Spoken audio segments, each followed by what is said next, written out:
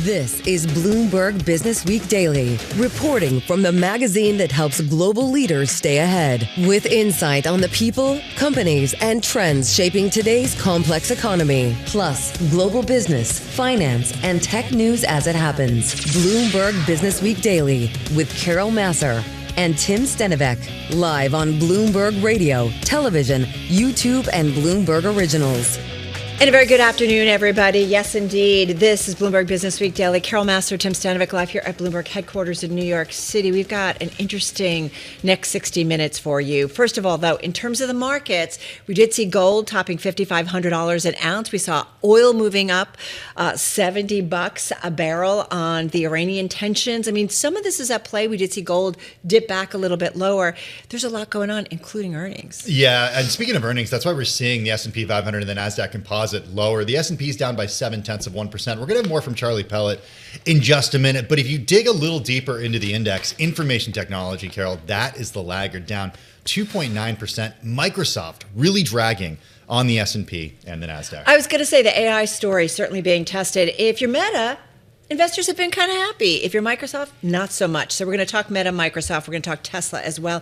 And then two individuals that in politics, the nation definitely keeping an eye on. We're talking about California Governor Gavin Newsom, a Bloomberg newsmaker sit down with the editor of Bloomberg Businessweek, Brad Stone, coming your way in just a moment. And in a couple hours, in the 5 p.m. hour, New York City Mayor Zohran Mamdani sitting down with Miles Miller at City Hall. That coming up during Balance of Power. All right, to the markets we go. Let's get to Charlie Pellet. Charlie, take it away. All right, we're looking at a lot of red, Carol and Tim, right now with the Dow, the S&P, NASDAQ, all moving lower. Lots of cross currents, lots of stories, earnings among them. S&P right now down 50, 69.28, where we stand, lower by 0.7%. The Dow now down by 168 points, down 0.3%, with the NASDAQ Composite Index down 337, down 1.4%. NASDAQ 100 Index down 1.2%. Broad-based selling today with the Russell 2000 Index down by about 0.6%. 10-year at 4.22%. Spot gold, what a story there. Trading above $5,500 the ounce before a pullback. Now down 1.7%, down $90 the ounce. Right now, spot gold, $53.23 the ounce. Silver, 113, moving lower by 2.4%. You guys talked about the move in crude. WTI, 65.17 a barrel, up 3.1%. Brent, the global benchmark, 70.55 barrel of Brent, up now by 3.1%. Bitcoin, the losses keep mounting today. Bitcoin down 6.6%. Right now, Bitcoin is at 83,385. Meta Platforms up 10.3%, hit top projections for holiday quarter revenue.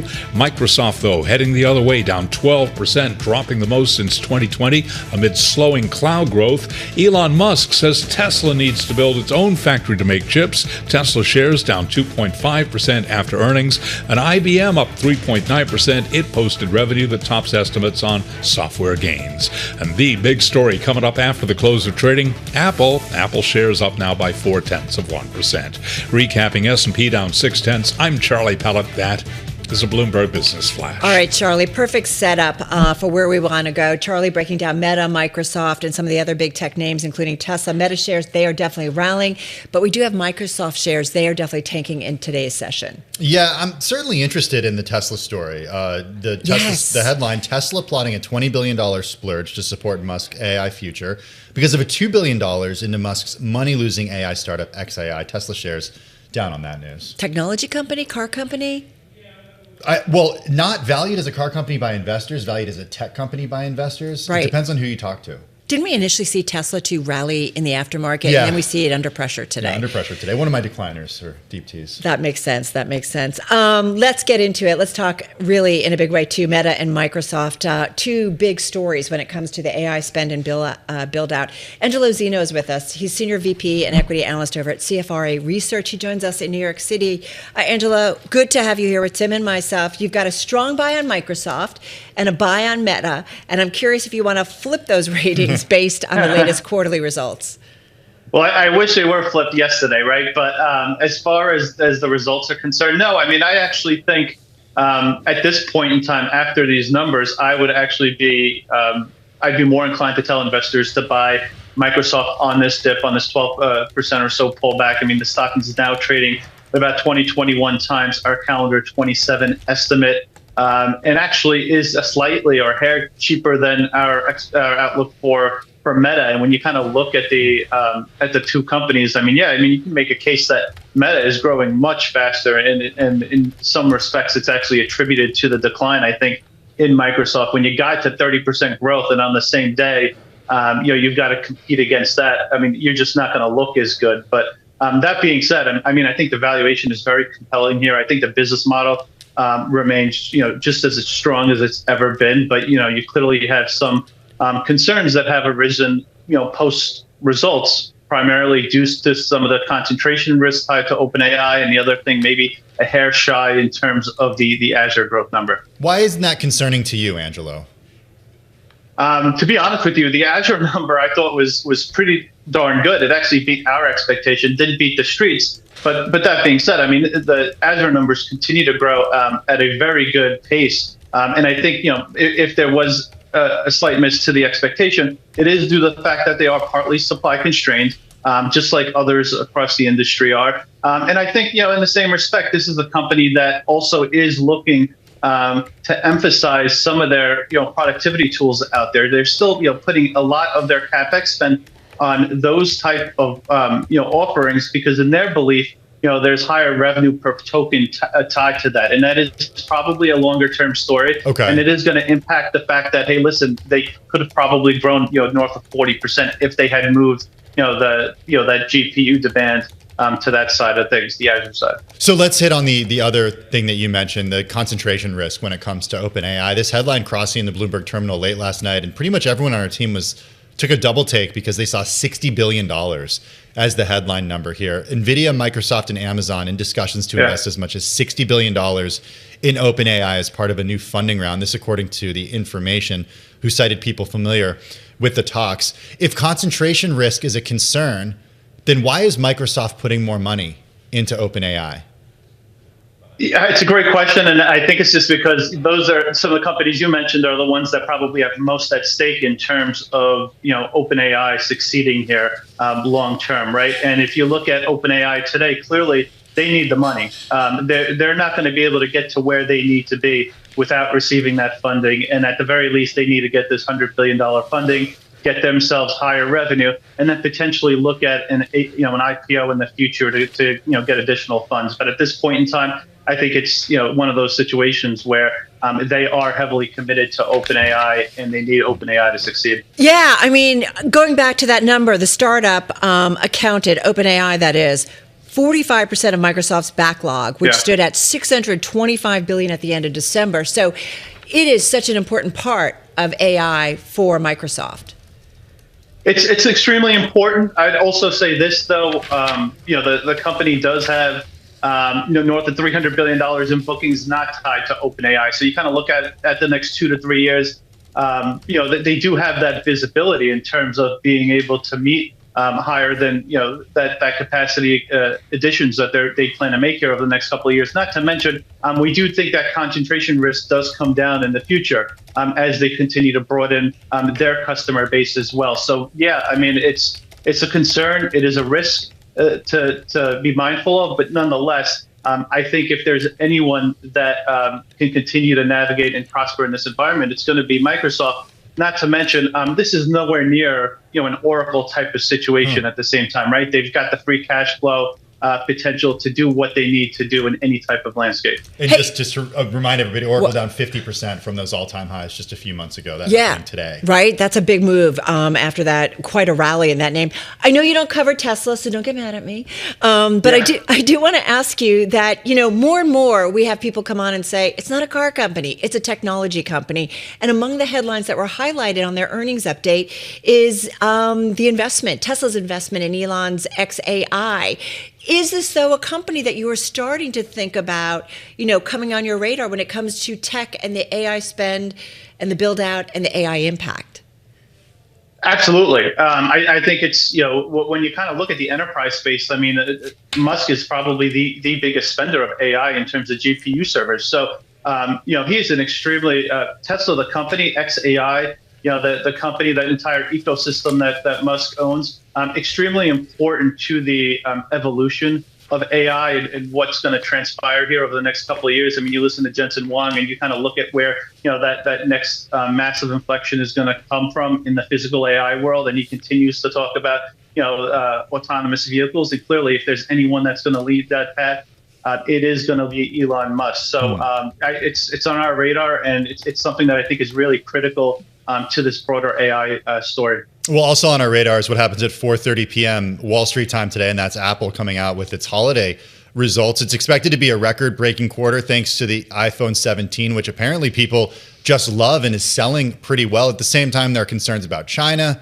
and there are also concerns about the rising cost of memory. We've seen some of these companies in the way that they've done over the last, 14 months or so. What are you looking for, Angelo?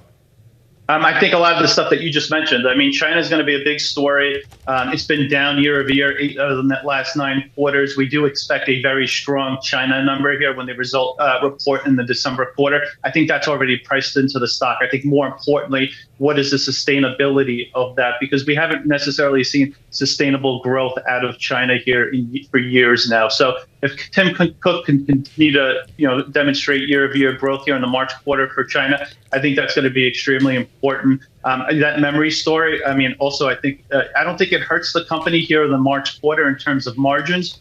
But when you actually look at the iPhone 17 cycle, clearly they shifted towards 256 gigs as the entry-level memory across all 4 of their phones here. And this is probably going to be the most prolonged supply-constrained memory cycle we've ever seen. So it'll be interesting to see how Tim Cook, again, talks about it, because, again, it's not going to impact the March quarter margins there. But when you look at what has driven Apple here over the last 6-7 years, it has been services growth, and it has been that margin expansion story. So we want to make sure that remains intact. And then, of course, the services story, looking at low to mid teens growth year over year is also going to need to be sustained in order for the stock to continue to work. All right. Good stuff, as always. Angelo Zino, Senior VP and Equity Analyst at CFRA Research, joining us in New York City. Totally appreciate that.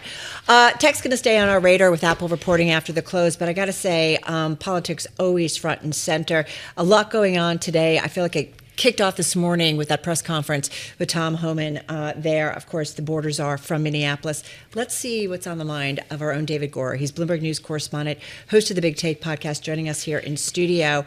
We're getting ready for Gavin Newsom, of course, the California governor. We're thinking about the midterms. We're thinking about the current presidency. I'm just curious. And then we, of course, had Tom Homan. We were listening to you this morning. This presidency, what do you think is kind of top of mind right now on this given day when there's so many headlines again? He had a press conference, a cabinet meeting. It was short. Like a press conference. And no report. And there were no reporter. I think there were no reporter questions. He ushered the press out. But you bring up Tom Homan's comments, and I think that story is what's weighing on Washington, the whole country. I suspect that the governor's going to talk about that a lot as well. But you have Tom Homan, the border czar, who, as he pointed out, has been in ICE for 40 years of his life, has all of that experience coming to Minnesota, and really reiterated that he wants this to be a targeted effort, a targeted enforcement effort. And I think that is such a sharp departure from what we've seen over these last few weeks, where we've seen under Greg Bovino of Border Patrol these wide sweeps of the city, and that's sown so much enmity among people in Minnesota. I think that is still weighing on. Of course, there's this fight over whether there'll be a shutdown in Washington. This is a crucial part of that as well, as Democrats and some Republicans now saying this is an opportunity to put some new restrictions on what ICE and Border Patrol are able to do. David, you mentioned the cabinet meeting, and Joe Matthew on Balance of Power earlier was quick to point out that he didn't call on Kristi Noem to say anything. Are you looking at her as being sidelined in this, especially with Tom Homan going and taking over operations in Minnesota? A very shrewd and right thing for Joe Matthew to note. Yes, he went around the table as he often does, and there were short speeches from all these cabinet members and not from her. Look, the president has said that he still has faith in her leadership and ability to run this agency, but there have been so many questions raised about her capacity to do that. And does the buck stop with her? I think that you see lawmakers now demanding that she come to Capitol Hill, answer some serious questions. I think that's likely to happen in the coming days. You mentioned members of the president's team. Trump administration defending Director of National Intelligence Tulsi Gabbard's participation in that FBI raid of a Georgia County election office to investigate the 2020 election. It's 2026, and yet this is ongoing. It's ongoing. There was that astonishing photograph, I think it was a Reuters photograph of Tulsi Gabbard in that ball cap in Georgia while all of this was unfolding. So raising a ton of questions about what's happening here. But to your broader point, you're right. Many years have now passed since the 2020 election. But as you listen to the president, he is fond of looking back, perhaps as often or not more so than he is at looking forward. And so, yes, he's looking back to 2020. He still talks about 2024. Legacy and history still so important, weighing so heavily on him. You know, we're going to be listening to Gavin Newsom, California governor, in just a minute. Is he the leader of the Democratic Party de facto right now?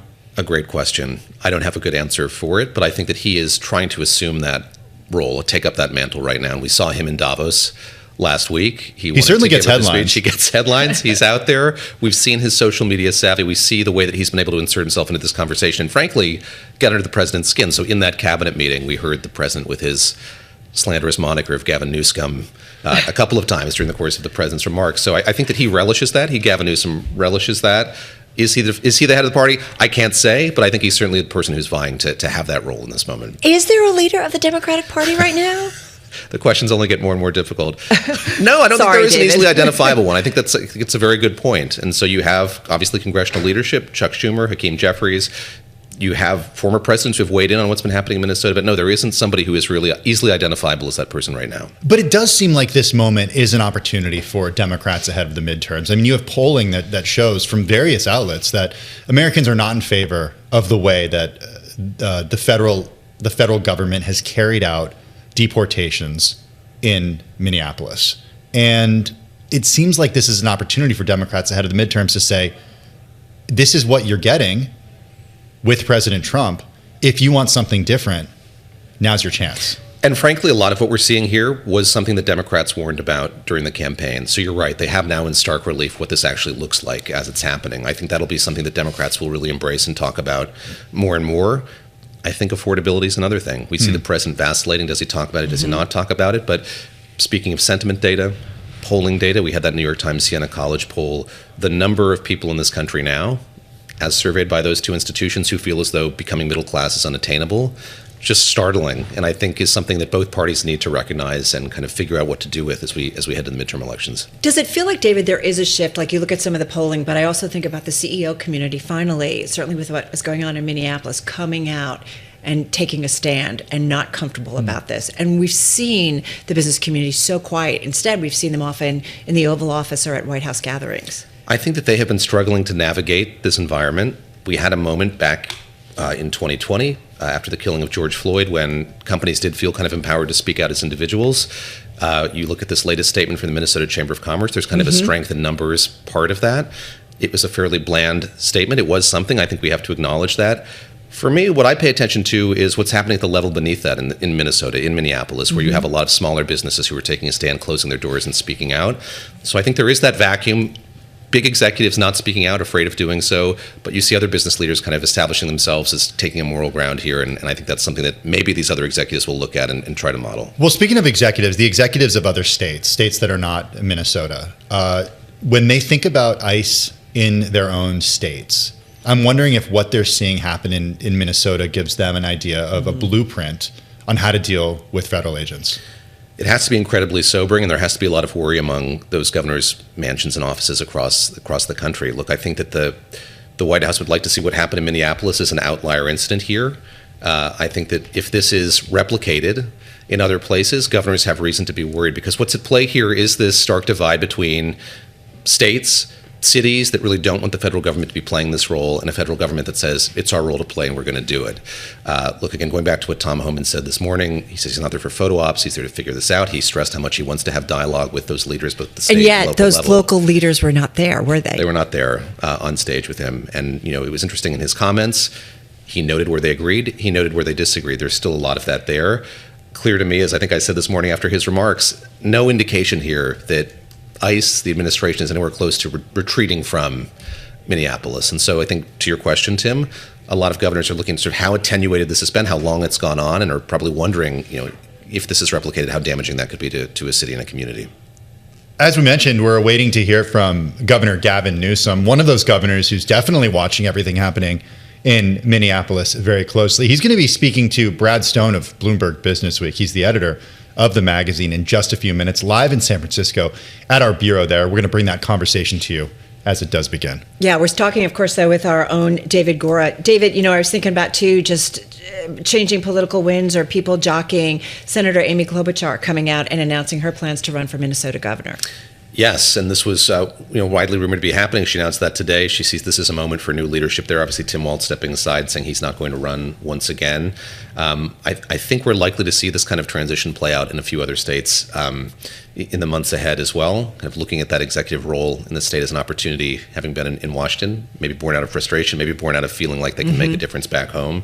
But I think all eyes are on Minnesota and how they find their way out of this. And I think that it is a moment for her to kind of, if elected, figure out a way to do that. Well, we're going to be speaking to Josh Green a little later in the next hour, and he has a column out yesterday that talks about the Minnesota governor's race shifting just in recent days as a result. We're going to be speaking to him about that in just a few minutes. David Gura, thanks so much for joining us here on Bloomberg Businessweek Daily.